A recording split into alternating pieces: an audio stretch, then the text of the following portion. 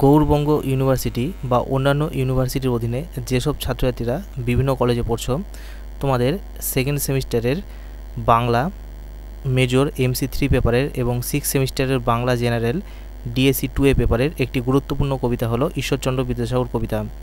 তো আজকে আমি তোমাদের সেকেন্ড এবং 6 সেমিস্টারের বাংলা পেপারের ঈশ্বরচন্দ্র বিদ্যাসাগর কবিতা এবং তার বিশ্লেষণ বা ব্যাখ্যা সম্পর্কে বিস্তারিত আলোচনা করব এই ভিডিওতে। তাই ভিডিওটি স্কিপ না করে সম্পূর্ণটি দেখো। তাহলে শুরু করছি কবিতাটি। তো বিদ্যাসাগর কবিতা মাইকেল মধুসূদন দত্তের লেখা।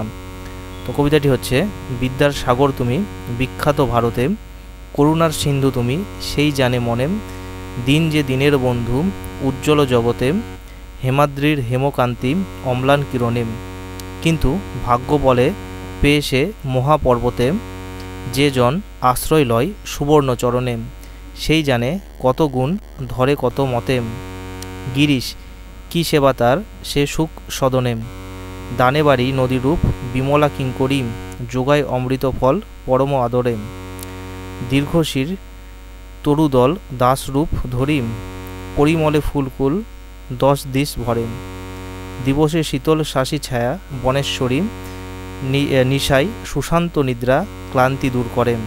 তো এটি হচ্ছে তোমাদের এই কবিতাটি বিদ্যাসাগর। তো এবারে আমরা আসি কবিতাটির ব্যাখ্যা বা বিশ্লেষণ সম্পর্কে। তো প্রথমে দেখে নাও, বিদ্যার সাগর তুমি বিখ্যাত ভারতে, করুণার সিন্ধু তুমি সেই জানে মনে, দিন যে দিনের বন্ধু। এই লাইনগুলোর ব্যাখ্যা হচ্ছে, ঈশ্বরচন্দ্র বিদ্যাসাগরকে কবি বলেছেন, তুমি বিদ্যার সাগর নামে ভারতে বিখ্যাত, কিন্তু হে দিনের বন্ধু তুমি যে করুণারও সমুদ্র। এ কথা সেই জানে যে দিন বা দরিদ্র। এখানে চরণের শেষে অবস্থিত দিনের বন্ধু অংশটি সম্বোধন রূপে ব্যবহৃত হয়েছে। তো দিন যে দিনের বন্ধু এই অংশটির ভুল ব্যাখ্যা অনেকেই করে থাকেন। তারা বলেন যে দিন সেই দিনের বন্ধু বা গরিবই গরিবের বন্ধু। এরকম ব্যাখ্যা নিতান্তই হাস্যকর। এরকম হলে যের পর কমা চিহ্ন থাকতো না। তাছাড়া এই কবিতায় বিদ্যাসাগরকে গরিব বলা হয়নি। তো কি বলা হয়েছে? এখানে বলা হয়েছে গরিবের বন্ধু বলা হয়েছে। তিনি গরিবও ছিলেন না। সংস্কৃত কলেজের অধ্যক্ষ অর্থাৎ প্রফেসর ছিলেন বিদ্যাসাগর। আর বিদ্যাসাগরের মাসিক মাইনে ছিল 500 টাকা। তো বর্তমান দিনে যার মূল্য হচ্ছে 5 লক্ষ টাকারও বেশি।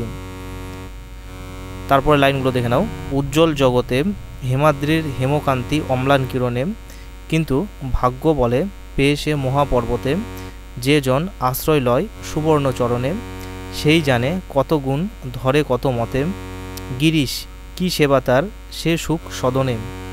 তো এই লাইনগুলোর ব্যাখ্যা হচ্ছে, তো বলেছে পরবর্তী অংশে কবি বলেছেন, অম্লান সূর্য কিরণে হিমালয় পর্বতের সোনার মতো রূপ অর্থাৎ হেমকান্তি জগতে উজ্জ্বল, কিন্তু ভাগ্যগুণে যে ব্যক্তি সেই মহাপর্বতকে পায় এবং তার সোনার চরণে আশ্রয় নেয়, সেই জানে গিরিশ অর্থাৎ গিরিশ্রেষ্ঠ। এখানে গিরিশ্রেষ্ঠ কাকে বলা হয়েছে? হিমালয় পর্বতকে। সেই হিমালয় পর্বত কত গুণের অধিকারী, তার সদনে অর্থাৎ গৃহে কত সেবার আয়োজন রয়েছে।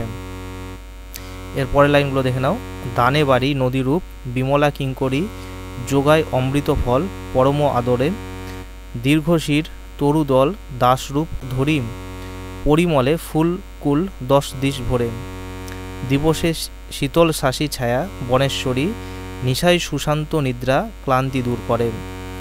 তো কবিতার শেষ 6টি পংক্তি বা শতকে কবি হিমালয় পর্বতের গুণগান করেছেন।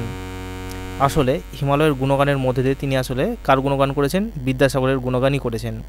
তিনি বলেছেন বিমলা। বিমলা কথার অর্থ হচ্ছে পরিচ্ছন্ন। নদী দাসী রূপে জল দেয়, দীর্ঘ গাছেরা দাস রূপে ধরে অমৃতের মতো সুস্বাদু ফল দান করেন, ফুলেরা সুগন্ধে 10 দিক ভরিয়ে তোলে, দিনের বেলায় শীতল শাসী ছায়া দেয়, মানে দিনের বেলায় গাছেরা সুন্দর ছায়া দেয়, তো রাত্রিবেলায় কি করে? শান্তির নিদ্রা ক্লান্তি দূর করেন। তো এবারে দেখে নাও এই কবিতাটির সারাংশ। তো এই কবিতায় কবি মাইকেল মধুসূদন দত্ত বিদ্যাসাগরের দয়াগুণের বর্ণনা দিতে গিয়ে এই পরম ব্যক্তিত্বময় মহাপুরুষকে হিমালয় পর্বতের সঙ্গে তুলনা করেছেন। তো বিদ্যাসাগরের বিদ্যাকে তিনি তুলনা করেছেন কার সঙ্গে? হিমালয়ের চূড়ার সৌন্দর্যের সঙ্গে। আর বিদ্যাসাগরের দয়াগুণকে তুলনা করেছেন হিমালয়ের চরণে আশ্রিত ব্যক্তির প্রতি হিমালয়ের বাদন্যতার। এখানে বাদন্যতা কথার মানে হচ্ছে উদারতা বা দান করার প্রবণতা।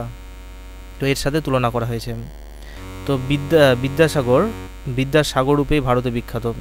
কিন্তু যে গরিব এবং যে বিদ্যাসাগরের দয়াগুণের পরিচয় লাভ করেছে সেই জানে তিনি দয়ারও সমুদ্র। মানে একমাত্র সেই ব্যক্তি জানে যে হচ্ছে বিদ্যাসাগরের সান্নিধ্য লাভ করেছে বা দয়া লাভ করেছে, যে তিনি আসলে দয়ারও সমুদ্র বিদ্যাসাগর। তো হিমালয় পর্বতের সৌন্দর্য দূর থেকে দেখে মন ভরে যায়, কিন্তু যে সৌভাগ্যবশত হিমালয়ের সোনার চরণে আশ্রয় নেই সেই জানে গিরিশ অর্থাৎ হিমালয় যে কত গুণের অধিকারী। আশ্রিত ব্যক্তিকে নিজের সব কিছু দিয়ে সেবা করা ছিল বিদ্যাসাগরের চরিত্র বৈশিষ্ট্য। অর্থাৎ বিদ্যাসাগরের কাছে যারা আশ্রয় গ্রহণ করে, তো বিদ্যাসাগরের এই চারিত্রিক বৈশিষ্ট্য ছিল যে সব কিছু দিয়ে তাদেরকে সেবা করা। কবি মাইকেল মধুসূদন দত্ত নিজের দারিদ্র্য ও অসহায়তার সময়ে বিদ্যাসাগরের দয়াগুণের পরিচয় লাভ করেছেন, তাই তিনি বিদ্যাসাগরকে দুই দিক থেকেই চেনেন। তো তাহলে এই ছিল তোমাদের বিদ্যাসাগর এই কবিতাটির সম্পর্কে আলোচনা এবং তার ব্যাখ্যা ও বিশ্লেষণ। তো এই ভিডিওটি যদি তোমাদের ভালো লেগে থাকে তাহলে ভিডিওতে একটি লাইক, চ্যানেলে নতুন হয়ে থাকলে চ্যানেলটি সাবস্ক্রাইব করে পাশে থাকা বেল আইকন ক্লিক করে দিও পরবর্তী আপডেটগুলো নোটিফিকেশন আকারে পাওয়ার জন্য।